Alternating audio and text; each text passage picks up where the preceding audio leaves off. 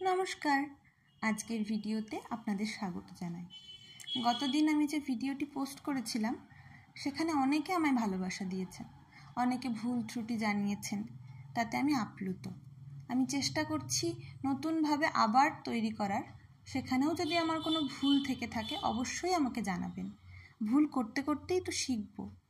নতুন কিছু শুরু করলে তা তো একদিনেই পুরোপুরি ঠিক হয় না, সময়ের সঙ্গে সঙ্গে দক্ষতা আসবে, তাই না? গত কয়েকদিন আগে আমরা সুমিতের মামার বাড়ির গ্রামে গেছিলাম। সকাল থেকেই মেঘলা, মন খারাপ করা আকাশ। গাড়িতে উঠলাম বৃষ্টি মাথায় নিয়ে, তবে গ্রামে পৌঁছেই মন ভালো হয়ে গেছিল। বৃষ্টি নেই, শুধুই ঠান্ডা হাওয়া। উঠোন আমার বরাবরেরই প্রিয়, মুখ দেখেই বুঝতে পেরেছেন কেমন খুশি হয়েছি। গাছ ভর্তি লেবু, কাঁঠাল, কত যে গাছ বাড়িতে। আর এক সুন্দরী কামিনী, তার গন্ধে সারা বাড়ি মাতিয়ে রেখেছে। হাওয়ায় পাপড়ি ছড়িয়েছে উঠোন জুড়ে। গ্রামের বাড়ির তুলসী মঞ্চের সৌন্দর্য অন্য মাত্রা এনে দেয়, তাই না? এত মন ভালো হয়েছিল আমার, সারা বাড়িতে ফুলের গাছ। এই ফুলটা আমার খুব ভালো লেগেছিল, বোধহয় দোপাটি। ভুল হলে আপনারা জানাবেন। আসলে গ্রামের পরিবেশেই তো বেড়ে উঠেছি, এসবের টান আছে একটা। সারা বাড়ি ঘুরে ঘুরে দেখেই আমার মন ভালো ছিল সেদিন। তারপর আমি, মা আর সুমিত মিলে একটু গ্রাম ঘুরতে বেরিয়েছিলাম।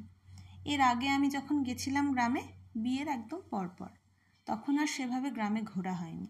নতুন বউ দেখতে প্রচুর লোকজন এসেছিল কিনা, বেরোনোর সুযোগ হয়ে ওঠেনি সেভাবে। এই যে টিউবওয়েল পাম্প করে জল খাচ্ছে মনের আনন্দে। এই যে বাড়িটা দেখালাম, এখানে একটা সুন্দর মন্দির আছে। আগের বার যখন গেছিলাম তখন গিয়েছিলাম, এবার আর যাওয়ার সুযোগ হয়নি। দেখুন রাস্তার ধারের গাছে কেমন শিম ধরেছে। এই আম বাগানে গিয়ে মন খুব ভালো হয়ে গেছিল। একদল কচি কাঁচা আম কুড়োচ্ছে, হাওয়ার সাথে যেই আম পড়ছে দৌড় লাগাচ্ছে কে আগে নিতে পারে। আমরা ওদের সাথে পাল্লা দিয়ে 2-4টে কুড়িয়েছি আর কি। তারপর বাড়িতে এসে খানিকক্ষণ রেস্ট নিয়ে আবার গেছিলাম আম বাগানে। সেখান থেকে যা পেরেছি মোটামুটি ব্যাগ ভর্তি করে নিয়ে এসেছি, অনেক দিনের বাজার বলতে পারেন। বাড়ি আসলাম যখন আকাশ পুরো নেমে এসেছে, তবুও ঘরে ছিলাম না আমি। ছাতা নিয়েই উঠোনে ঘুরেছি। একদিনের জন্য গেছি, ঘরে বসে থাকলে কি হয় বলুন?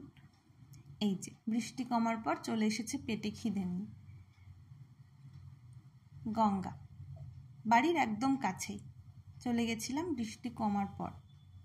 এত ভালো লেগেছিল গিয়ে, নদীর টলমল জল, একটু পা ভিজিয়ে নিয়েছিলাম। আসলে জলে আমার প্রচণ্ড ভয়, কোনো মতে একটু পাড় থেকেই পা ভিজিয়ে